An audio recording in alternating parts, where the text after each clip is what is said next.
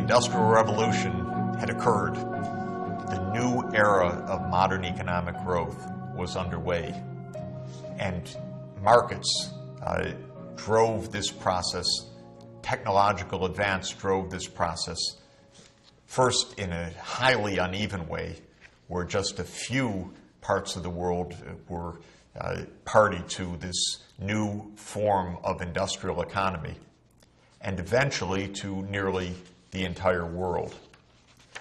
This is the period that the great economic historian and great conceptualizer of economic growth, Simon Kuznets, called the era of modern growth.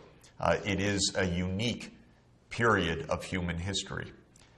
Now, we have defined economic growth as the sustained increase of gross domestic product per person.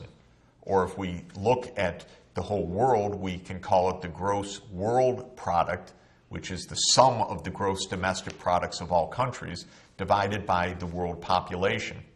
And in the era of modern economic growth, the period studied by Simon Kuznets, that world output per capita has increased on a sustained basis for more than 200 years now. In a very, very uneven way, however. Some places have achieved marked economic growth for nearly 2 centuries. Other places, not so much. Some remained poor almost until the current day. And some very particular places in the world's poorest, of course, are places that have not yet achieved that takeoff of modern economic growth. We need to understand that process, and in order to do so, we need to make a quite basic distinction of 2 kinds of economic growth.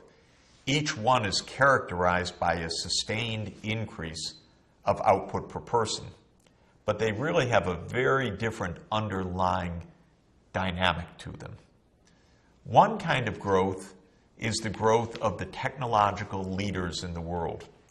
In the early 19th century, that was certainly England. This is where the Industrial Revolution occurred. In the middle of the 19th century and towards the end of the 19th century, Germany and the United States became the great technological leaders, even overtaking Great Britain in that role. In the 20th century, the United States was by far the most technologically dynamic part of the entire world, though a number of other countries, certainly in inventors in different parts of the world, contributed to the worldwide stock of technological knowledge. But for those leaders, there is a very particular kind of economic growth driven by technological advance, by new discoveries, innovations, new ways to do things that then spread and give an impulse of sustained growth to the economy. That's what happened after James Watt invented his improved steam engine in 1776. It was taken up in factories, it was taken up in mines, in the locomotives of steam engines, in steamships, and in many other technologies, and that gave a wave of economic growth of the technological leaders, those that invented those new breakthroughs. There's a second kind of economic growth. That's the economic growth of a country that, for whatever reason of history and geography, perhaps resource base, perhaps just bad luck or bad policy, stayed back as those leaders charged ahead. And so a country like China, for example, did not industrialize in the 19th century, where England and the United States and Germany and other countries partook of the Industrial Revolution and developed industrial economies. At some point, countries like China and we could say any of the emerging economies today looked out and saw examples of other countries far in front of them in technological lead and with far higher income levels, and typically, as we know, therefore, much different conditions of life, urban, generally longer life expectancy, generally healthier lives, generally more education, more public services, more opportunities, and so forth. And those laggard countries had to solve a problem. How do we catch up? And that gave rise to a different kind of growth, and that is the kind of economic growth where a country that is lagging in technology and in income per capita makes a tremendous advance quite rapidly in narrowing the technological gap with the leader. These two different mechanisms of growth, the first one based on continuing innovation, and the second one based on closing a gap that has opened up by taking on the technologies of those advanced countries that have already been able to use them, form the two major ways that economic growth proceeds in the world. The failure to understand these differences leads to all sorts of confusion in the discussion of economic development, because the kinds of institutions that countries need to innovate, for example, to have that first kind of growth, endogenous growth, meaning growth from within the system itself, where technological advance gives rise to more technological advance, those institutions are quite different from the catching up institutions. Those kinds of institutions where the goal is to close a gap as fast as possible with the countries in the lead.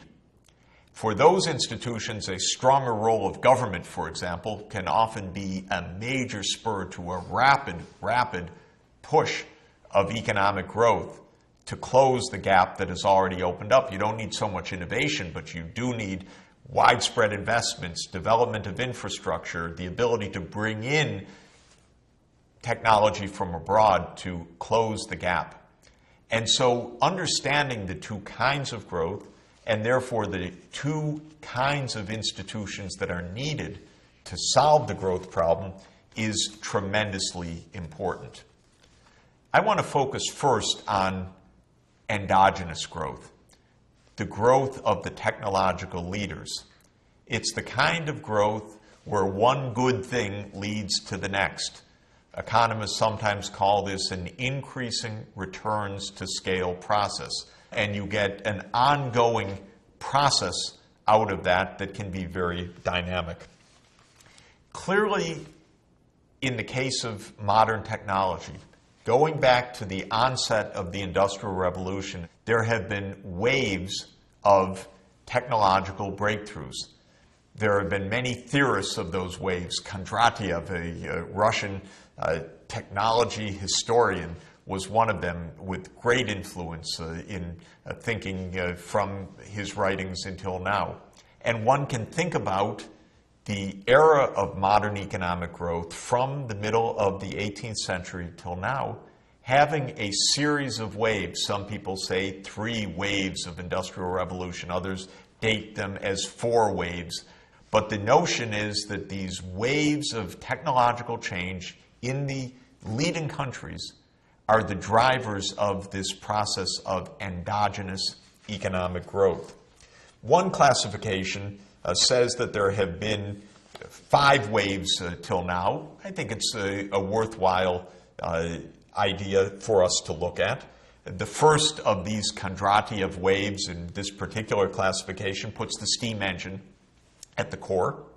From 1780 to 1830, roughly from the time of James Watt's invention to its widespread application. The second of these waves is the great burst of railway and steel.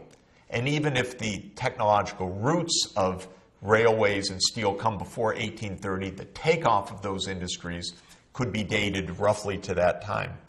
The third of these waves is the age of electricity. Again, the discoveries of electricity date back to Benjamin Franklin, flying the kite and understanding electricity in the atmosphere, static electricity, to Michael Faraday and the discovery of induction and the beginning of understanding of electromagnetism in the first half of the 19th century. But then Edison and others applying the new knowledge of electricity to give us electric lighting, incandescent bulbs, city streets with electricity, and then, of course, moving electricity into the homes and into the factories towards the end of the 19th century. After the age of electricity, which is put 1880 to 1930, is a fourth wave led in this classification by automobiles and petrochemicals, plastics, new polymers, new materials industries, and much more. One could add, of course, the age of modern aviation. Again, the underlying technologies for the automobile date to the end of the 19th century. The internal combustion engine, which powers the automobiles till today. But the economic, dramatic application began in the early years of the 20th century with the Model T, with Henry Ford's inventions of modern production processes on the factory line, and with the mass production of automobiles, which absolutely transformed the way we live, where we live, how we produce, and of course how we trade in the economy. The fifth wave in this classification dates to around 1970, but again with roots that go back much earlier. This is the knowledge economy, the age of computers. The great advent first of the huge mainframe computers in the 1930s and 1940s, much spurred by World War II and the immediate aftermath of World War II. And then the discovery of the transistor at the end of the 1940s, and the invention of the integrated circuit, which gave rise to the modern computing age, mobile phones, and all of the rest of industry that has been made possible by Moore's Law. Moore's Law, you'll recall, is the fact that roughly every 18 to 24 months, the number of transistors that can be put onto an integrated circuit has doubled. This means that the ability to process, to store, to transmit data has roughly doubled, or the cost of doing so has roughly fallen by half every 18 to 24 months. Well, you do that over a period of more than 50 years, and you arrive at roughly 1 billion time improvement in the ability to process, store, and transmit information. And we know that is revolutionizing the world in this great fifth wave of the information and communications technology-driven era. Will there be a sixth wave of technological change, the one we really need now, a wave of sustainable technologies, ways to produce energy, ways to mobilize energy, ways to transport ourselves and transport goods that take the massive pressures and the destructive forces off of our ecosystems. This is the great challenge. We've had now 250 years of modern economic growth. We've had waves of great technological change, and we need to enter a new era, a new wave of technology, of sustainable development technologies in the way we live, the way we protect the planet. And at least we can take confidence from the past and also grab onto some of the great scientific and technological insights that we have at hand to give us hope and confidence and determination to move forward to that next great wave of endogenous growth, this one based on protecting the planet and achieving sustainable development.